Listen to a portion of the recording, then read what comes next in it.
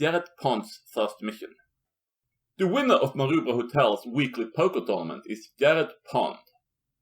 I smiled at the few remaining drunks at Maroubra Hotel, applauded my victory as the poker organizer announced my name. I had won $400, and with a bit of luck, that would be enough money to have a good time at the nightclub and score myself a route. In any case, it was a welcome addition to the meager income that I made from surfing and coaching sports such as football. Perhaps I should save the money and use it as a buy-in for a high-stakes tournament at the casino, I thought. At face value, it seemed like a good idea. If I could turn 400 into several thousand, I could go on a proper surf holiday to the Gold Coast for a change of scenery. However, if I lost, it would ruin the great trajectory of the night, and besides, how would I score chicks from playing against the rich gambling addicts at the casino? I decided to spend the money on drinks at the club instead. $400 would pay for dozens of drinks, perhaps even a bottle of French bubbly, if I felt fancy. The ladies would love that. I turned around to find my friends Aidan and Sam. They were nowhere to be seen. I picked up my phone and saw a message from Sam. We went to Aidan's house to smoke some weed and watch a movie. Come by after the poker if you want. Fuck, I mumbled. I wanted to go someplace glorious with my newfound wealth. I didn't want to smoke ganja. I wanted to start my quest for glory. Fuck it, I'm going to the casino, I thought, and entered a taxi that took me to the Star Casino in Darling Harbour.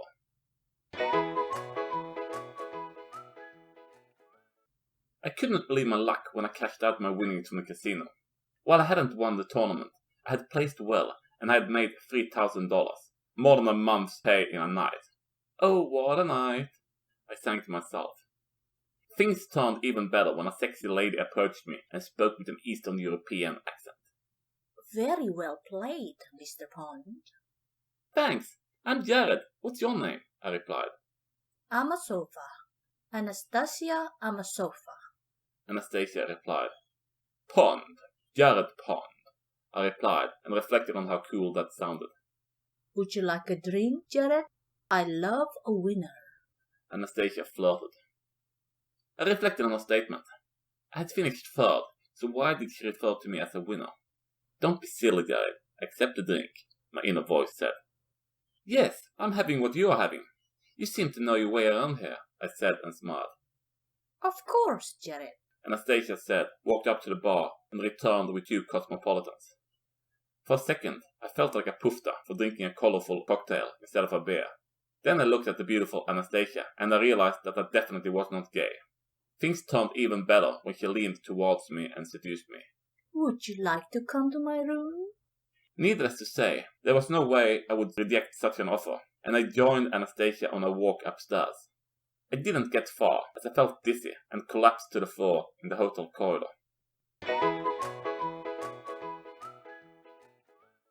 Mr. Pond, my name is Greg Steele, and I am from Raki. You were drugged and robbed by a foreign intelligence operative. I opened my eyes and saw the stern-looking man who stood by my hospital bed. What a shitty way to wake up. I had a terrifying realization. I had sent a selfie of myself and the Russian bombshell to Sam and Aidan. How embarrassing it would be to explain what had happened. I'm not sure that I want to file a police report, to be honest, I slurred. I don't care what you want, and I'm not from the police, Greg replied. Greg's answer caught my attention. I gave him a curious look and replied, So, where are you from then? I told you already. I am from Raki, the Royal Australian Kangaroo Intelligence. We are a top-secret group, working directly under the Prime Minister, Greg revealed. You're not very top-secret if you tell me about it. In any case, what do you want? I asked. We want you to work with us. The group we are after knows the identity of all our agents. However, they don't know about you. They have already robbed you once and consider you an easy target. They will strike again, Greg explained. What's in it for me? I asked. If you are successful with your mission, we will offer you a well-paid government job, Greg offered. I'm not sure that I want to work for the man, I replied. Mr. Pond, you're 25 years old, underemployed, and you are living with your mom. I don't think you have much of a choice, Greg mocked. I'll think about it, I replied. Good. Here's my business card, Greg said, handed me his business card and left my hospital room. I sighed as Greg left. Not only had Anastasia robbed me of my poker winnings, but a shady government official had also approached me. Could this weekend get any worse? Jared, what is wrong with you? Instead of paying back the money you owe your family members, you wasted them while trying to hook up with a Russian prostitute. Don't you feel ashamed of yourself? I sighed as my mom scolded me at the hospital. It was debatable whether I owed her money or not, but I could see her point of view. I was 25 years old, and I should chip in money for expenses. I wasn't paying for a prostitute. A beautiful woman seduced me, drugged me, and robbed me, I whined. You should have known that there is no way a beautiful woman would approach you if it were not for the money. My mother mocked. Look, Suzanne, the pond train is a very popular attraction in Marubre and surrounding suburbs, I protested. The fact that you're referring yourself as the pond train is pathetic. Besides, your ex-girlfriend Erica described you as a Minuteman, and not in the good sense. You better pay me the $5,000 you owe me, or find another place to stay. Suzanne said and left the room. I sighed and realized that I had to find a job. On the bright side, Greg from the government had offered me a job earlier today, so that was a start. I looked at Greg's business card, and I pictured what my life would entail as a secret agent. I would become the greatest agent Australia had ever seen.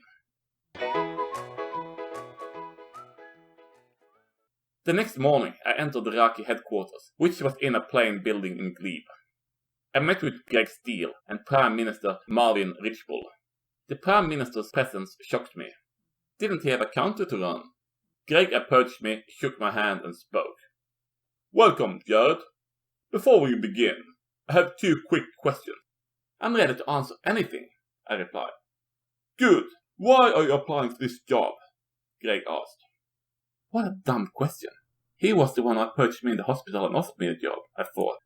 I answered a bit more diplomatically. Because you're hiring. Greg nodded in agreement while Marvin shook his head. Greg spoke again. Where do you see yourself in 10 years? I want to become the greatest agent Australia has ever seen, I replied. Marvin shook his head frantically, but Greg replied. Great answers, Jared. Welcome to Raki. Cool. What do I need to do? I asked. Greg handed me a stack of money and spoke. We need you to play the poker tournament at the start tonight. We need you to win enough money to gain the attention of the gold diggers that robbed you and Marvin Richbull. One of the gold diggers has a video of her and Marvin that can never reach the media. The stability of our government is at risk. What would happen if I don't win? I asked. The government has deep pockets. If you lose, we will print some more money and give it to you. The main concern is that these videos don't see the light of day, Marvin replied. Don't worry, Prime Minister. I will not fail you, I replied. Good. Take these pills. They'll neutralize the sedatives that the girls will use to spike your drink. Find out where they're based and get back to me, Greg said. Yes, sir, I said, grabbed the money and the pills, and left the Raki office. Very well played, Mr. Pond. My heart rate increased when a sexy Russian lady approached me after I had won a fair amount of money at the poker tables. I would never have thought that Greg's far-fetched plan would work, yet here I was. Thank you, miss, I said. Berotova. Svetlana Berotova. Svetlana replied. Pond. Jared Pond, I replied. Would you like a drink, Mr. Pond? I love a winner. Svetlana asked. Yes, I would love to drink whatever you're drinking, I said and smiled. I'll be right back, Svetlana said and walked to the bar. As she walked off, I hurried to take the pills. I flushed and I felt how my blood pressure was rising. Whatever was in the pills, it was strong stuff. Svetlana came back with the drinks, and just as it happened with Anastasia, Svetlana asked if I wanted to come to her room. Of course I did. How come you're still awake? Svetlana said as she exited the bathroom in her hotel room. Why wouldn't I be awake? You haven't been in the bathroom that long, I teased, and avoided revealing my knowledge about how she had sparked my drink. But what do we do now? I had not planned for this. Svetlana mumbled. I smiled and realized how confused I would have been if I didn't know about the Russian gold digger's villainous plan. Part of me felt like a man-whore for what I would say next, but then I remembered Jesus' statement that one should love one's enemies. How about having sex? The pond train is ready for departure, I grinned. Yes, I guess you're right. Svetlana said, pulled off a tight top and showcased a stunning torso with ample breasts. I smiled. It was time to prove that the pond train was operational and that I was a minute man in the good sense, as in ready in a minute, and not in the bad sense, as in finishing in a minute. Toot toot! After a whole night of bedroom gymnastics and no sleep, Svetlana had an unexpected breakdown. Tears were running down her cheeks and she sobbed. Mr. Pond, I have always hated sex, but a night with you have proven to me that sex is a gift from God to us sinful humans. I had no idea how to reply to Svetlana's outburst. While I appreciated her appraisal of my sexual expertise, I had no idea how to relate to her tears and sudden religious fervor. I am here for you, Svetlana, I said, which was no doubt a correct statement, since we had spent the whole night in the same bed, and large swaths of it inside each other. Since you have proven that sex is great, I have a confession to make. I was part of a Russian intelligence operation led by Alexei Amazonovich. We drugged and robbed prominent Australian men to gain leverage and insights into your society. Can you forgive me? Svetlana said and hugged me. This was an awkward situation. I have never had anyone hug me and confess an evil conspiracy after a night of passion, so what would I do? I did what anyone would. I told her a white lie. Of course I forgive you, Svetlana. You seem like a great woman. I need to hurry to get to work now. I'll call you. Okay, darling? I said, got dressed, and hurried to leave Svetlana's hotel room while I still had my poker winnings in my pockets. Later the same day, I was with Greg Steele and a few other Iraqi agents at Alexei's apartment, which indeed was the base for a Russian intelligence operation. I smiled as I handcuffed Anastasia for robbing me. She stared at me and exclaimed, Dirty Australian! I should have known that you were working as a counterintelligence agent. You were way too sophisticated to be the bogan that you make yourself out to be. I stared at her in disbelief. Why did she call me a bogan? What on earth was wrong with her? I realized that I should not ponder on insults from resentful, captured foreign intelligence operatives. I felt happy when I found a stash of cash and a phone that I thought belonged to me among Anastasia's possessions. Well, I shouldn't steal evidence. Anastasia had stolen the phone and money from me in the first place, so my moral compass had no objections against taking my possessions back. As I opened the phone, I noticed that Svetlana had changed the phone's language to Russian. How inconvenient. A pop-up with Russian text came up as I opened the phone, with two buttons saying Da and Niet, which means yes or no. Bloody spam.